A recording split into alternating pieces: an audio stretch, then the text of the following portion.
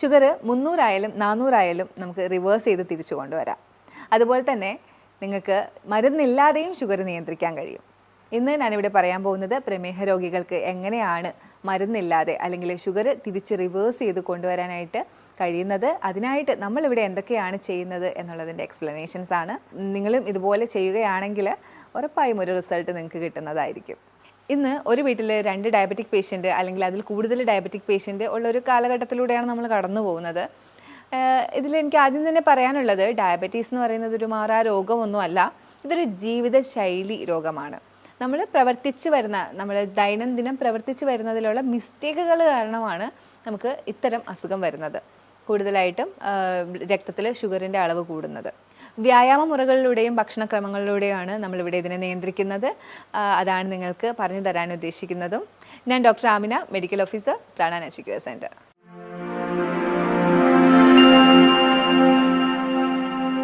ആദ്യമായി തന്നെ പറയാനുള്ളത്, പഞ്ചസാരയുടെ ഉപയോഗം പൂർണ്ണമായിട്ടും ഒഴിവാക്കുക. അതുപോലെ തന്നെ നിങ്ങൾ നല്ല അന്നജം, അതായത് കോംപ്ലക്സ് കാർബോഹൈഡ്രേറ്റ്, ഇപ്പം നിങ്ങൾ കൂടുതലായിട്ടും കേട്ട് മനസ്സിലാക്കി വരുന്ന ഒന്നാണ്. അതായത് പെട്ടെന്ന് ഷുഗർ, ഗ്ലൂക്കോസ് ബ്ലഡിലേക്ക് എടുക്കാത്ത തരത്തിലുള്ള കാർബോഹൈഡ്രേറ്റ്, മില്ലറ്റ്, ചാമ, തിന, ചോളം, ഇതൊക്കെ ഇതിലാണ് വരുന്നത്. ഫ്രൂട്ട്സ്, വെജിറ്റബിൾസ് ഒക്കെ ഇതിനകത്ത് വരുന്നുണ്ട്. ഭക്ഷണത്തിൽ കൂടുതലായിട്ട് ഫൈബർ കണ്ടൻറ്റുള്ള ഭക്ഷണങ്ങൾ നിങ്ങൾ കഴിക്കാനായിട്ട് ശ്രദ്ധിക്കുക.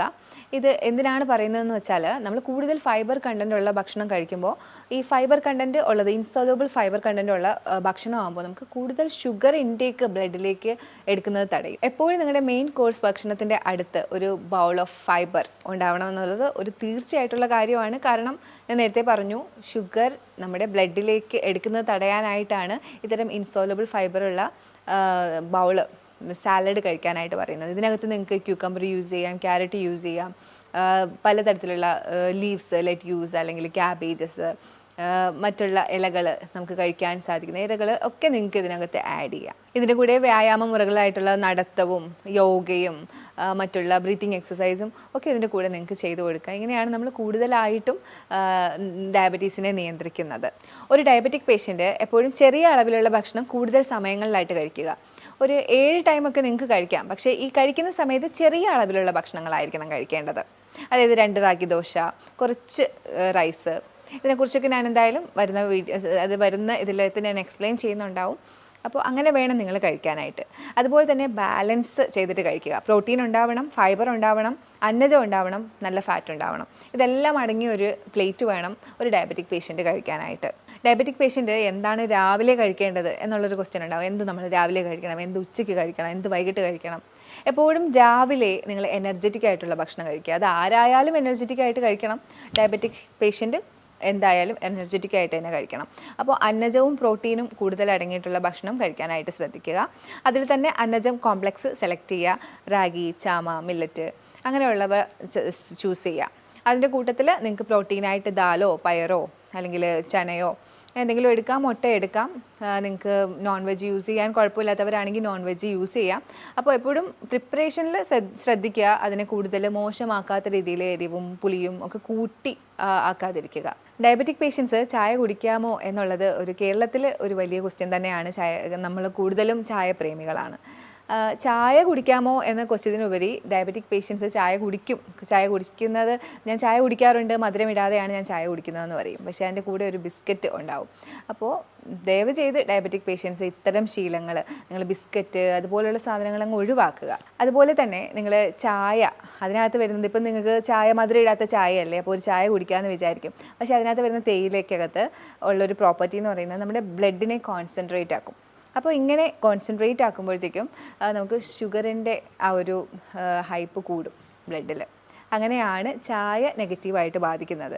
അപ്പോൾ ഡയബറ്റിക് പേഷ്യൻ്റ് സത്യം പറഞ്ഞാൽ ചായ അങ്ങ് അവോയ്ഡ് ചെയ്യുന്നതാണ് നല്ലത്. കാരണം എന്തിനാണ് അങ്ങനെ ഒരു കാര്യം? അതിന് പകരം നിങ്ങൾക്ക് ഹെർബൽ ടീയോ അല്ലെങ്കിൽ പച്ചക്കറിയുടെ ജ്യൂസുകൾ, അതെങ്ങനെ പറയാൻ കാര്യം, കാലറി റെസ്ട്രിക്റ്റ് ചെയ്യാനായിട്ടാണ്. ഹെർബൽ ടീക്കകത്ത് നിങ്ങൾക്ക് സിന്നമണോ, അതായത് കറുവപ്പട്ട ഇട്ടിട്ടോ ഇഞ്ചി ഇട്ടിട്ടോ എന്തെങ്കിലുമൊക്കെ, ശംഖുപുഷ്പം, തുളസിയില അങ്ങനെയുള്ളതൊക്കെ ചേർത്തിട്ടുള്ള ഹെർബൽ ടീ നിങ്ങൾക്ക് ഓപ്റ്റ് ചെയ്യാം. അതുപോലെ തന്നെ നിങ്ങൾക്ക് കുമ്പളനീര്, കുക്കുംബറിൻ്റെ നീര്, ക്യാരറ്റ്, അങ്ങനെ പലതും, അല്ലെങ്കിൽ ഇലകളുടെ ജ്യൂസ് ഒക്കെ നിങ്ങൾക്ക് ഓപ്റ്റ് ചെയ്യാം. ഇതിൻ്റെ കൂട്ടത്തിൽ കുറച്ച് നട്ട്സ് സോക്ക് ചെയ്ത് രാവിലെ കഴിക്കുന്നത് വൈകിട്ട് കഴിക്കുന്നതും വളരെ നല്ലതാണ്. അപ്പോൾ ഇത്രയൊക്കെ കഷ്ടപ്പെട്ട് നമ്മൾ ഈ ഡയബറ്റീസിനെ നിയന്ത്രിക്കേണ്ടതുണ്ടോ എന്നുള്ളൊരു ക്വസ്റ്റ്യൻ വരുന്നുണ്ട്.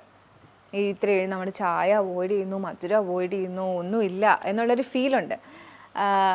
നമുക്കൊരു പൊതുവേ ഉള്ളൊരു സംസാരമുണ്ട്, ഡയബറ്റീസ് രോഗികൾ ഈ മരുന്ന് കഴിച്ചിട്ടാണ് അവരുടെ ഓർഗൻസൊക്കെ നശിച്ചു പോകുന്നതെന്ന്. സത്യം പറഞ്ഞാൽ അതിന് വ്യക്തമായിട്ടുള്ള സ്റ്റഡി ഇല്ല. ഡയബറ്റീസ് രോഗികൾ സത്യം പറഞ്ഞാൽ അവർ ഡയബറ്റീസ് നിയന്ത്രിക്കാത്തത് കാരണമാണ് അവർക്ക് അവയവങ്ങൾക്ക് പ്രശ്നം വരുന്നത്. നമുക്കിത് കൃത്യമായിട്ട് ഞാനിത് പറഞ്ഞു തരാം. ഡയബറ്റീസ് ഉണ്ടാകുമ്പോൾ നമുക്ക് ക്രമാതീതമായി വർദ്ധിച്ചു വരുമ്പോൾ നമ്മൾ ടാബ്ലറ്റ്സ് യൂസ് ചെയ്യും, അലോപ്പതി ഡോക്ടേഴ്സിൻ്റെ അടുത്ത് പോയി ടാബ്ലറ്റ്സ് യൂസ് ചെയ്യും.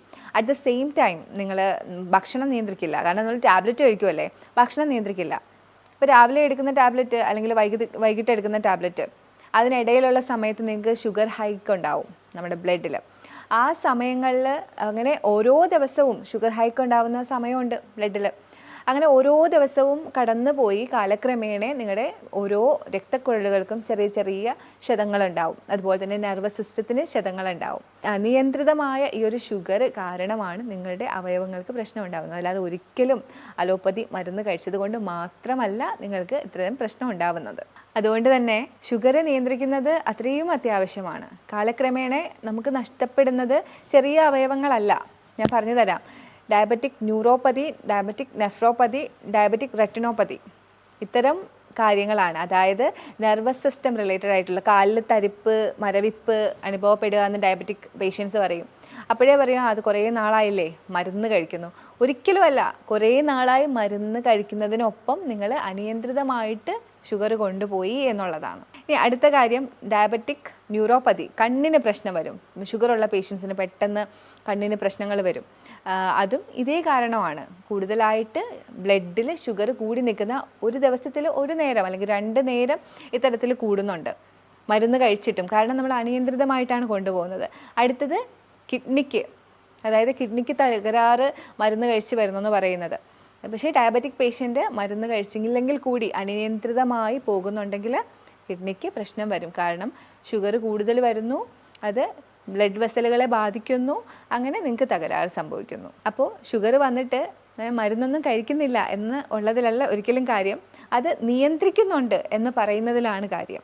ഇനി നമുക്ക് ഉച്ചഭക്ഷണത്തിനെ കുറിച്ച് പറയാം. ഷുഗർ പേഷ്യൻസ് എങ്ങനെയാണ് ഉച്ചഭക്ഷണം കഴിക്കേണ്ടത്?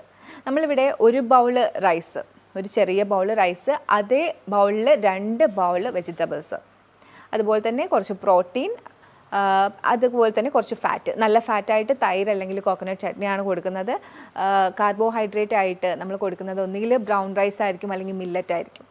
വെജിറ്റബിൾസ് കൂടുതലായിട്ടും ഉപയോഗിക്കുന്നത് ബോട്ടിൽ ഗാർഡ് വെറൈറ്റീസ് ആയിരിക്കും. അതായത് നമ്മുടെ ഗാർഡ് വെറൈറ്റീസ്, കുക്കുംബർ, പിന്നെ ഈ പടവലങ്ങ, കുമ്പളങ്ങ, അങ്ങനെ വാട്ടർ കണ്ടൻ്റ് ഉള്ളത്. പിന്നെ കായ വളരെ നല്ലതാണ്. അതുപോലെ തന്നെ ബീൻസ്, ഒത്തിരി നാരുള്ളതാണ് ഇതിന് വേണ്ടത്. ബ്രോക്കലീസ്, ക്യാരറ്റ്സ്, ഇതൊക്കെ നമുക്ക് ഇതിനകത്ത് ഉൾപ്പെടുത്തി കൊടുക്കാം. എപ്പോഴും ബാലൻസ്ഡ് ആയിട്ടുള്ളൊരു പ്ലേറ്റ് തന്നെ എടുക്കാനായിട്ട് ശ്രദ്ധിക്കുക. ഇത്തരം ബാലൻസിൽ പോകുമ്പോൾ നിങ്ങൾക്ക് കിട്ടുന്നതെന്ന് പറഞ്ഞാൽ, നേരത്തെ ഞാൻ പറഞ്ഞു, ഫൈബർ കൂടുതൽ കഴിക്കുന്നതോടുകൂടി നിങ്ങൾക്ക് നിങ്ങളുടെ ഷുഗർ കണ്ടൻറ്റ് ബ്ലഡിലേക്ക് അബ്സോർബ് ചെയ്യുന്നത് കുറയും. ഇങ്ങനെയാണ് നിങ്ങൾക്ക് ഷുഗർ കൺട്രോൾ ആവുന്നത്. ഇനി ഷുഗർ പേഷ്യൻസ് ഡിന്നർ എങ്ങനെ കഴിക്കണം എന്നായിരിക്കും അടുത്ത ക്വസ്റ്റ്യൻ. അതിന് മുമ്പ് ഞാൻ പറയുകയാണ്, ഡിന്നർ അല്ലെങ്കിൽ ഉച്ചഭക്ഷണം, രാവിലത്തെ ഭക്ഷണമൊക്കെ ഞാൻ പറഞ്ഞു. അപ്പോൾ ഞാൻ പറഞ്ഞു നിങ്ങൾ കുറഞ്ഞ ക്വാണ്ടിറ്റിയിൽ വേണം കഴിക്കാമെന്ന് പറഞ്ഞിട്ടുണ്ട്. അപ്പോൾ ഈ കുറഞ്ഞ ക്വാണ്ടിറ്റിയിൽ കഴിക്കാൻ വേണ്ടി ഇടയ്ക്ക് ഒരു ലഘു ഭക്ഷണം, അതായത് മിഡ് മോർണിംഗ്, മിഡ് നൂൺ, നമ്മുടെ ഈവനിങ്, അങ്ങനെ ഒരു പദ്ധതി നിങ്ങൾ എപ്പോഴും വെക്കാൻ നോക്കണം. അപ്പം മിഡ് മോർണിംഗ് ആയിട്ട് എപ്പോഴും ബട്ടർ മിൽക്കോ അല്ലെങ്കിൽ ഒരു ചെറിയ സ്മൂതി, ഒത്തിരി നട്ട്സും ഒരു ബേസായിട്ട് അധികം ഷുഗർ ഇല്ലാത്തൊരു ഫ്രൂട്ട്, കോക്കനട്ട് മിൽക്ക് ഒക്കെ ചേർത്തിട്ടുള്ളൊരു സ്മൂതിയോ ഒക്കെ നിങ്ങൾക്ക് ഓപ്റ്റ് ചെയ്യാം. ഉച്ചയ്ക്ക് ശേഷമാണെങ്കിൽ ഒരു ജ്യൂസ്, ഒരു കുക്കുംബർ ജ്യൂസോ എന്തെങ്കിലും ഉച്ചയ്ക്കത്തെ ഭക്ഷണത്തിന് ശേഷം, അതായത് വൈകിട്ട് നമ്മളൊരു ചായ ടൈം ഉണ്ടല്ലോ, ഒരു 5 മണി, അതിനിടയ്ക്ക് നിങ്ങളത് കഴിക്കണം. അതുപോലെ തന്നെ ഈ ചായ ടൈമിൽ നിങ്ങളൊരു ഹെർബൽ ടീയും കുറച്ച് നട്ട്സും ഒക്കെ കഴിക്കാനായിട്ട് ശ്രദ്ധിക്കണം. നമുക്ക് ഒരുപാട് എനർജി വേണം, കാരണം ഡയബറ്റിക് ആണ്. അപ്പോൾ നമുക്ക് മസിൽ വേസ്റ്റിംഗ് ഒക്കെ ഉണ്ടാവും. അപ്പോൾ നമുക്ക് ഒത്തിരി എനർജി വേണ്ട ആൾക്കാരാണ്. അറ്റ് ദ സെയിം ടൈം നമുക്ക് ഷുഗറും കൺട്രോൾ ചെയ്യണം. അതുകൊണ്ടാണ് എപ്പോഴും പറയുന്നത് ചെറിയ ചെറിയ ഇടവേളകളിൽ ചെറിയ ക്വാണ്ടിറ്റിയിൽ ഭക്ഷണം കഴിക്കണം എന്ന്. ഡിന്നറിനെ കുറിച്ച് പറയുകയാണെങ്കിൽ എപ്പോഴും പ്രോട്ടീൻ റിച്ച് ആയിട്ടുള്ള ഫാറ്റ് കുറഞ്ഞ ഭക്ഷണമാണ് ഡിന്നറായിട്ട് ഓപ്റ്റ് ചെയ്യാനുള്ളത്. നമുക്ക് എല്ലാവർക്കും അറിയാം രാത്രിയാണ്, നമ്മൾ പണ്ട് മുതലേ കേൾക്കുന്നതാണ്, രാത്രിയാണ് വളർച്ച, രാത്രിയാണ് നമ്മുടെ അവയവങ്ങളൊക്കെ ഡീടോക്സിഫൈ ചെയ്യുന്നത് എന്നൊക്കെ നമ്മൾ കേൾക്കാറുണ്ട്. അപ്പോൾ രാത്രിക്ക് കിടക്കുന്നതിന് മുമ്പ് നമ്മൾ നല്ല പ്രോട്ടീൻ അടങ്ങിയിട്ടുള്ള ഭക്ഷണം കഴിക്കണം. അത് നമുക്ക് മസിൽ മാസ് കൂടാനായിട്ടാണ്. നമുക്ക് എല്ലാവർക്കും അറിയാം ഷുഗർ പേഷ്യൻസിന്, ഡയബറ്റിക് പേഷ്യൻസിന്, പ്രമേഹ രോഗികൾക്ക് ഇങ്ങനെ മസിൽ വേസ്റ്റിംഗ് ഉണ്ടാവും, അവരുടെ മസിൽസിന് ബലക്ഷയം ഉണ്ടാവും. അപ്പോൾ ഈ രാത്രി കൂടുതൽ പ്രോട്ടീൻസ് കഴിച്ചു കഴിഞ്ഞാൽ നമ്മുടെ ഈ ഒരു ബലക്ഷയത്തിന് ഒരു കുറവുണ്ടാവും, നമ്മുടെ മസിലിൻ്റെ ബലക്ഷയത്തിന് ഒരു കുറവുണ്ടാവും. അപ്പോൾ കൂടുതലായിട്ടും പ്രോട്ടീനായിട്ട് നിങ്ങൾക്ക് പയറോ ചനയോ ദാലോ അല്ലെങ്കിൽ മുട്ടയോ ഇറച്ചി കഴിക്കുന്നവരാണെങ്കിൽ അങ്ങനെയോ, നേരത്തെ പറഞ്ഞ പോലെ അതിനെ നിങ്ങൾ കൂടുതൽ വഷളാക്കാതിരിക്കുക, നല്ല രീതിയിൽ കുക്ക് ചെയ്യുക, ഒരുപാട് ഡീപ്പ് ഫ്രൈ ചെയ്യാതെ ഒത്തിരി സ്പൈസി ആയിട്ട് അങ്ങനെയൊന്നും കഴിക്കാതിരിക്കുക, നല്ല നമ്മുടെ വയറ്റിന് ചേരുന്ന രീതിയിൽ പ്രിപ്പയർ ചെയ്ത് കഴിക്കുക. അതുപോലെ തന്നെ രാത്രിയിൽ നിങ്ങൾക്ക് കഴിക്കാൻ പാടില്ല എന്ന് പറയാനുള്ളത് തൈര്, കാരണം കൊഴുപ്പ് അടങ്ങിയിട്ടുള്ളത് നിങ്ങൾ കഴിക്കുവാണെങ്കിൽ ഇൻസുലിൻ്റെ പ്രവർത്തനം നടക്കില്ല. അതുപോലെ തന്നെ നിങ്ങൾ ഡീപ്പ് ഫ്രൈഡ് ആയിട്ടുള്ളതൊന്നും കഴിക്കാതിരിക്കുക രാത്രി. മിക്ക ആളുകൾക്കുള്ളൊരു ശീലമാണ് മെയിൻ കോഴ്സ് കഴിഞ്ഞ ഉടനെ നമ്മൾ എന്തെങ്കിലും മധുരമുള്ളത് കഴിക്കുക, അല്ലെങ്കിൽ ഒരു ചായ കുടിക്കുക, ഇങ്ങനെയൊക്കെയുള്ള ശീലങ്ങളുണ്ട്. അപ്പോൾ ഇത് ചെറുപ്പകാലത്താണെങ്കിൽ വലിയ പ്രശ്നമില്ല. നമ്മളൊരു പ്രായം കഴിഞ്ഞു കഴിഞ്ഞാൽ ഇങ്ങനത്തെ ശീലങ്ങൾ വെക്കുമ്പോൾ നമുക്ക് ഉണ്ടാവുന്നത്, നമ്മളൊരു ഭക്ഷണം മെയിൻ കോഴ്സ് കഴിഞ്ഞതിന് ശേഷം ഇങ്ങനെ കഴിക്കുകയാണെങ്കിൽ അതിലുള്ള ടോക്സിസിറ്റീസ് പെട്ടെന്ന് അബ്സോർബ് ചെയ്യും, അത് ഏതായാലും. അപ്പോൾ ഇപ്പോൾ ഷുഗർ ആണെങ്കിൽ പോലും, ഫ്രക്ടോസ് ആണെങ്കിൽ പോലും ഏറ്റവും പെട്ടെന്ന്, ഇപ്പോൾ ഷുഗർ നമ്മളിപ്പം പഴവർഗ്ഗങ്ങളാണ് കഴിക്കുന്നതെങ്കിൽ അത് പെട്ടെന്ന് അബ്സോർബ് ചെയ്യുന്ന ഒരവസ്ഥയാണ്. ചായ ആണെങ്കിൽ ചായയിലുള്ള ആ ഒരു ഘടകങ്ങളൊക്കെ പെട്ടെന്ന് അബ്സോർബ് ചെയ്യും. അപ്പോൾ ഇത്തരത്തിലുള്ള ശീലങ്ങൾ, അത് കഴിച്ച ഉടനെ ഉള്ള ഒരു ലഘു ഭക്ഷണം അതിൻ്റെ കൂടെ കഴിക്കുന്നത് ഒഴിവാക്കുക. ഭക്ഷണത്തിന് ശേഷമുള്ള ഈ ഫ്രൂട്ട്സ് ആയാലും ചായ ആയാലും എടുക്കുന്ന രീതിയെക്കുറിച്ച് പറയുമ്പോൾ എനിക്ക് ഓർമ്മ വരുന്നത്, എനിക്ക് പരിചയമുള്ള ഒരാൾ ഒരുപാട് നാൾ ഇവർ ഭക്ഷണത്തിന് ശേഷം ഫ്രൂട്ട്സ് കഴിക്കുമായിരുന്നു. ഒത്തിരി ഹെൽത്തി ആണെന്ന് നമ്മളൊക്കെ ഒരുപാട് നാൾ വിശ്വസിച്ചിരുന്നതാണ്, ഇപ്പോൾ മാറി മാറി വരുന്നുണ്ട്. ഭക്ഷണത്തിന് ശേഷം ഇവർ ഫ്രൂട്ട്സ് കഴിക്കും. അങ്ങനെ ഒരുപാട് നാളുകൾ അങ്ങനെ കഴിച്ച് വന്ന ഒരിക്കൽ അസഹനീയമായ വയറുവേദനയാണ് ഇദ്ദേഹത്തിന്. അങ്ങനെ സഹിക്കാൻ പറ്റാതെ ഹോസ്പിറ്റലിൽ പോകുമ്പോൾ അവരൊരു ടാബ്ലറ്റ് കൊടുക്കും, അപ്പോൾ ആ വേദന കുറയും. വീണ്ടും ഇത് തന്നെയാണ്, വീണ്ടും ഇങ്ങനെ വേദന വരുന്നുണ്ട്. അങ്ങനെ അവർ കേരളത്തിലേക്ക് വരികയും ഒരു പ്രകൃതി ചികിത്സാലയത്തിൽ പോവുകയും ചെയ്തു. അവർ ക്രമം പറഞ്ഞു കൊടുത്തു എങ്ങനെയാണ് കഴിക്കേണ്ടത്. അതുപോലെ തന്നെ 10 ദിവസത്തെ ട്രീറ്റ്മെൻ്റ് ആണല്ലോ, ആ സമയത്ത് ക്രമത്തിൽ കഴിച്ചപ്പോൾ ഇദ്ദേഹത്തിൻ്റെ വേദനയൊക്കെ മാറി. അപ്പോൾ ഈ ഫുഡിൻ്റെ ക്രമം അത്രയധികം ഇമ്പോർട്ടൻ്റ് ആണ്. ഒരിക്കലും നിങ്ങളൊരു മെയിൻ കോഴ്സ് കഴിഞ്ഞിട്ട് ഇത്തരം ലഘു ഭക്ഷണങ്ങൾ, അതായത് ഫ്രൂട്ട്സ് അല്ലെങ്കിൽ ചായ അല്ലെങ്കിൽ മധുരങ്ങൾ കഴിക്കാതിരിക്കുക. അത് നിങ്ങളെ ഒത്തിരി എഫക്റ്റ് ചെയ്യും. ആദ്യമാണ് നിങ്ങൾ ഇത്തരം ഫ്രൂട്ട് അല്ലെങ്കിൽ റോ ഒക്കെ കഴിക്കാനുള്ളത്. പിന്നീട് നിങ്ങൾ അന്നജവും പ്രോട്ടീനും ഒക്കെ കഴിക്കുക. പതുക്കെ കൂടി വരുന്ന രീതിയിലാണ് നിങ്ങൾ കഴിക്കേണ്ടിയുള്ളത്.